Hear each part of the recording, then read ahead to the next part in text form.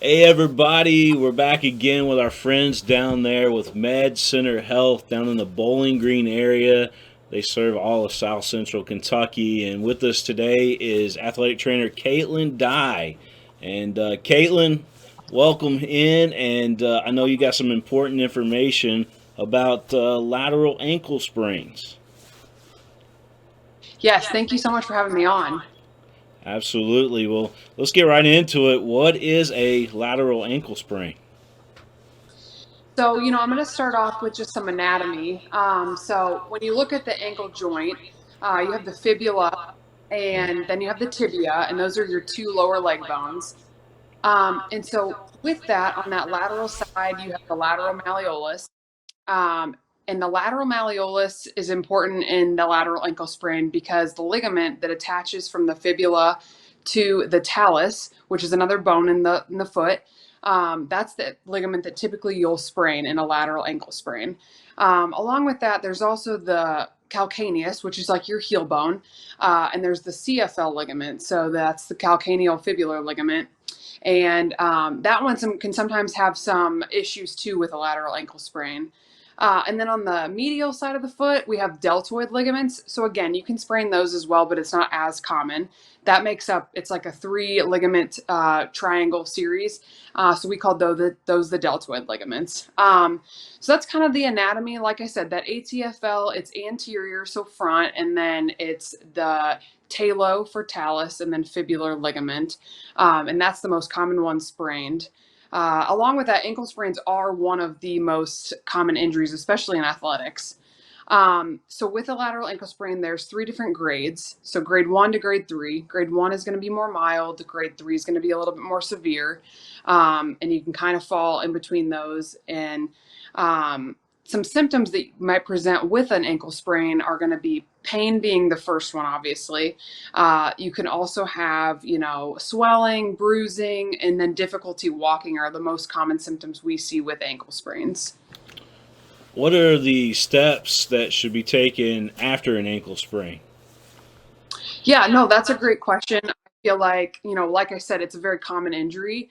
So first and foremost, RICE. I'm sure a lot of people have heard of that. I'll go through each one. It's an acronym. So the R stands for rest. So basically, that just means rest. Lay low. Don't put a lot of weight on your ankle. Try to just let that ligament scar back down and heal. The I stands for ice.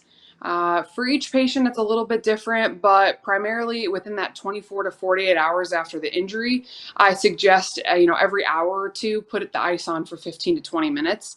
After that 48 hours, it doesn't really matter as much. It's more so just helping with pain management. The C is for compression. My go-to is always a compression sleeve. It's easy to take on and off. It's easy for patients to use. Another example would be like an ACE wrap.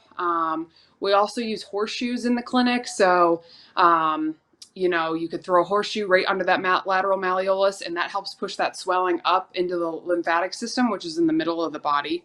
And getting that swelling out of there is probably one of the most important things with the lateral ankle sprain, and with really any injury. And then the last one is E. That stands for elevation. And for us, elevation means above your heart. So for your ankle, you're going to want to elevate it on a couple of pillows so it's above your heart when you are laying down and resting. So they kind of just all go together. And if you utilize each one within that 48 hours, you should be feeling a little bit better. And then lastly, with what steps to take would be physical therapy or contacting your local healthcare professional, whether that's an athletic trainer, a physical therapist, the doctor, orthopedic doctor, etc. Um, the biggest thing people lose out on when you have a lateral ankle sprain is just the motor control and proprioception from your brain telling your ankle how to operate and how it's supposed to work. So you gain a lot of that back with, physical therapy, and with an athletic trainer or whoever you need to see. And so that's really important as well. I know, just from my experience, stepping off the sidewalk and twisting my ankle in the past, or whether I'm playing sports or whatever, it's sore for a while. What is the average recovery time of an ankle sprain? Yeah, no, that's a great question too. Like I said in the beginning, there's three different grades, grade 1 through 3. So it kind of just depends on what and how severe your injury is. For everyone, it's a little bit different. There's no like one size fits all really, but we kind of just categorize them. So grade 1, that's going to be your least traumatic one, very mild. Really that ligament is probably just stretched a little bit. It's not even really torn.